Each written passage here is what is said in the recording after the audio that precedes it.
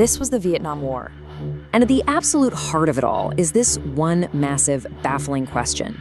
How did the United States, the most powerful military force on the planet, fail to defeat a much smaller, seemingly weaker opponent? I mean, to get our heads around that, we first have to understand that this was never just one simple war. It was so much more complicated than that. You see, the American fight in Vietnam didn't just start out of nowhere. The seeds for this conflict were planted decades earlier, first in an age of colonialism, and then they grew like crazy in the superheated ideological pressure cooker of the Cold War. Okay, so let's rewind for a second. For decades, Vietnam was a French colony. Then, during World War II, Japan took over, which sparked a fierce Vietnamese resistance led by a guy named Ho Chi Minh. After the war, his forces actually kicked the French out for good in 1954. The peace deal, the Geneva Accords, was supposed to be temporary. Split the country in two for a little while, hold an election in a couple of years, and boom, one unified Vietnam. But that election, it never, ever happened. Instead, Vietnam became this massive flashpoint in the Cold War. You had the North, run by Ho Chi Minh, a communist government with the backing of the Soviet Union and China, and then you had the South, a pro-American, anti-communist government, propped up by the United States. So this was never just a civil war. It was a proxy war, a battle between superpowers fought on Vietnamese soil. So why was the US so incredibly invested? Well, it all boiled down to this one big idea, the domino theory.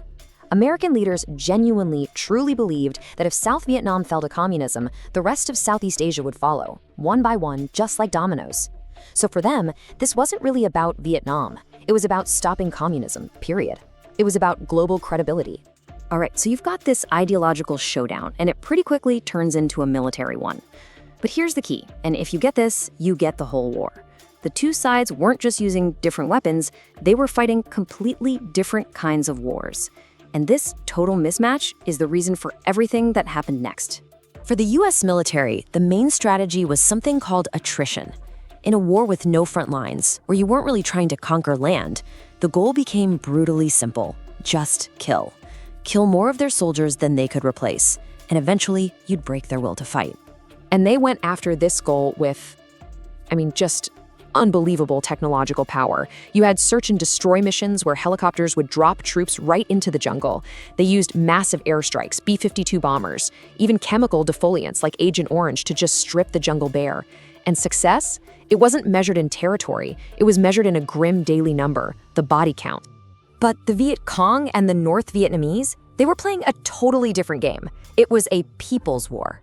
We're talking classic guerrilla tactics, hit-and-run ambushes, deadly booby traps, and these incredible underground tunnel systems that could hide thousands of soldiers.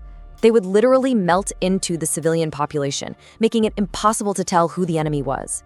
Their goal wasn't to win big battles. It was just to survive, to bleed the Americans, and to outlast them. Yeah, this table right here, it just nails the whole problem. Look at this success metric. For the US, it's a number, body counts. For the Viet Cong, it's an idea. Just wear out the American will to fight. The US was fighting a mathematical war of attrition. The North was fighting a psychological war for their homeland. They were operating on two completely different planets. So what did all this mean for the guys on the ground? Well, this clash of strategies created this incredibly frustrating, confusing, and, morally toxic environment. For the average American GI, the war was everywhere and nowhere, a constant threat with no clear goal. This quote from historian Stanley Carno just says it all. The farmer working in his field by day could be planting a booby trap by night. You just never knew who the enemy was. And that constant, nagging uncertainty bred this deep, dangerous paranoia among the troops. And that frustration led to some horrific policies, like free fire zones. These were basically areas where the rules of engagement were thrown out the window. Soldiers were told they could shoot at anything that moved. That already blurry line between combatant and civilian, it just got completely erased.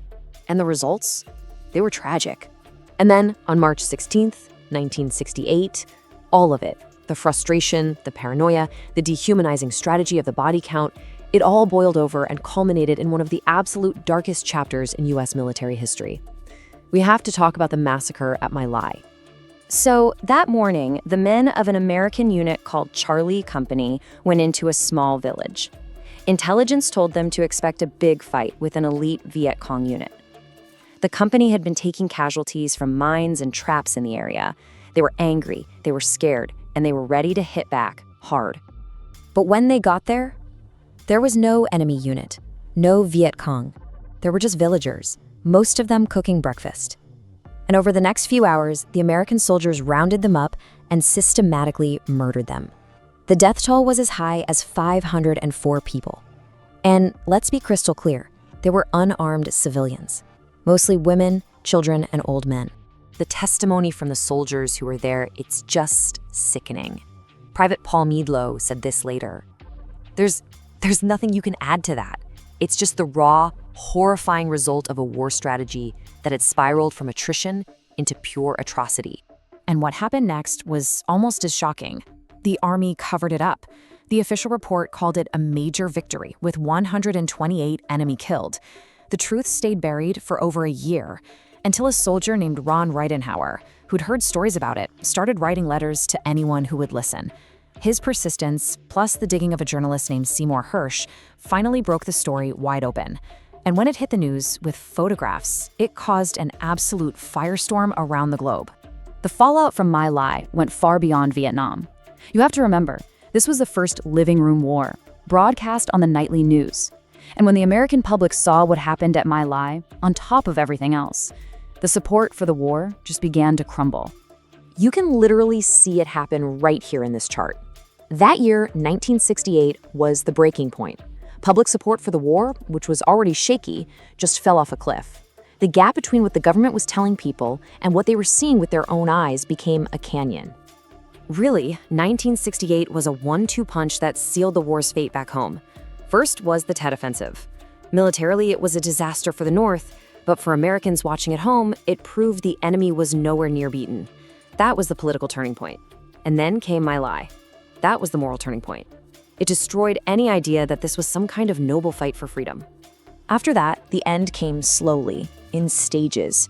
President Nixon started a policy called Vietnamization, basically handing the fighting over to the South Vietnamese army while pulling U.S. troops out. A peace deal was signed in '73, and the last American soldiers left. But it didn't hold. 2 years later, on April 30th, 1975, North Vietnamese tanks crashed through the gates of the presidential palace in Saigon. The war was over. The fall of Saigon might have ended the fighting, but it was far from the end of the story. The legacy of this war still echoes today, in Vietnam, here in the US, and really in how the whole world thinks about war. This war changed everything. It made America deeply skeptical of foreign intervention. It divided the country in ways that still haven't fully healed. It left scars, visible and invisible, on millions of veterans, refugees, and their families. It was a brutal, painful lesson that having the biggest army and the best technology doesn't guarantee a thing, especially when you fundamentally misunderstand the war you're even fighting. So the question we're left with isn't just what happened, it's what did we learn? And when you look at the world today, you have to wonder if we've remembered those lessons at all.